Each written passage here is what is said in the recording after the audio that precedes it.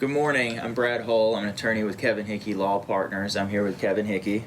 Morning. This is the second installment in a video series we're doing, Saturday Morning Coffee with Counsel. And these are videos that we hope to release, maybe once or twice a month on Saturday mornings. We're going to cover a different topic each time, and they're going to be kind of short and hopefully informative. I may have overpromised last time. I said we'd try to make them entertaining. My mom watched one. She said, sent me a text that she liked the video and she was still waiting on the entertainment. So we'll do what we can. Thanks, Mom. Yeah. This video's topic is depositions. I chose this one because depositions are really a broad application of litigation. They're common to almost every type of litigation, so I think it's going to be applicable to a lot of our followers and viewers out there to their cases.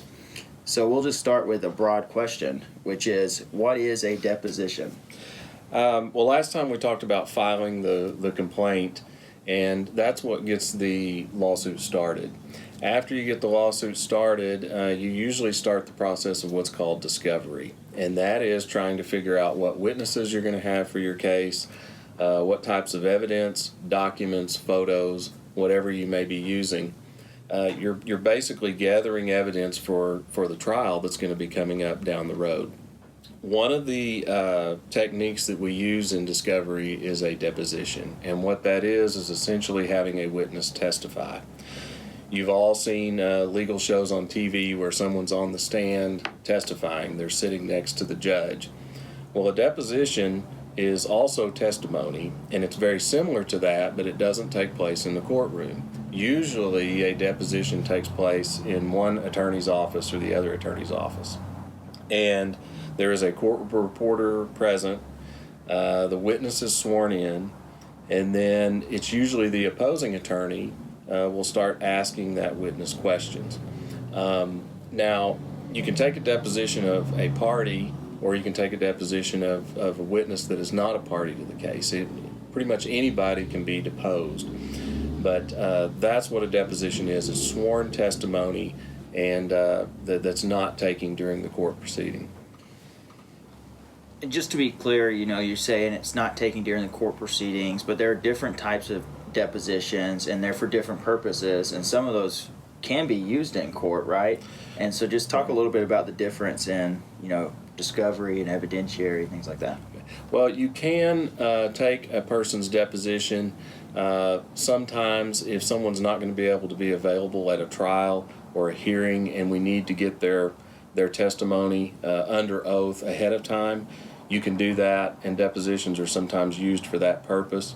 And then you either play the deposition at trial or you have a transcript. It's typed up by the court reporter, and then it's given to the court or the trier of fact if it's a jury to review.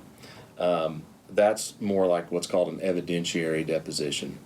But the vast majority of the time when we're taking a deposition, we're using it as a discovery tool to find out what that witness is going to say, what type of witness are they going to be at trial, and it gives us kind of an initial run at an initial look at what that witness is going to say.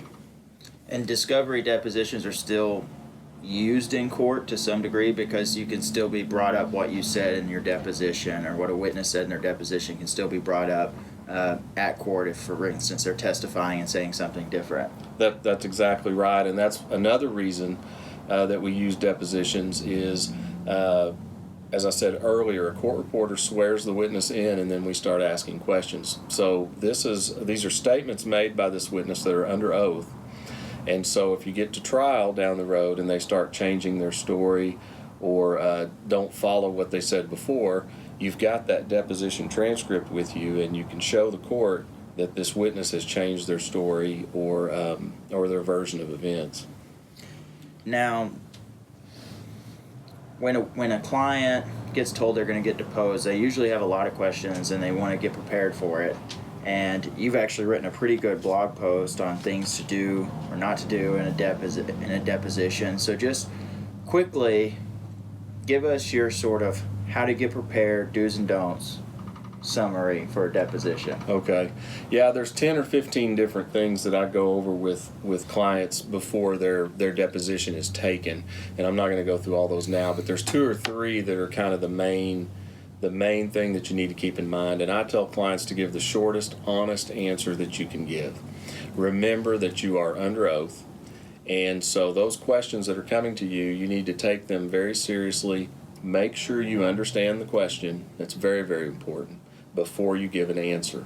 And then give the shortest, honest answer that you can give. A lot of people in normal conversation try to fill in the gaps or guess what the question is. You can't do that in a deposition. You need to understand the question first before you give an answer. And so those are some of the most important things you can remember if you're going to have your deposition taken. And we'll try to put a link to your blog post with the video when we share it. So that's it on depositions. We'll be doing another one of these videos pretty soon. Hopefully everybody will come back and view it. Again, I want to encourage feedback because these are newer videos for us. Let us know what you like, what you don't like, what you might want to see us cover. We'll try to make this better, and we'll try to cover things that people want to see. You can find us at kevinhickeylaw.com. You can find us on Facebook, Twitter. I think we're on Instagram too on something. We're on Instagram. That's so right. You can find us pretty much anywhere. Feel free to comment or direct message us or email us or call our offices, either in Fort Smith or Rogers. Set up a time to talk with us. So that's all we have for today. Have a good morning. Good morning. Thank you.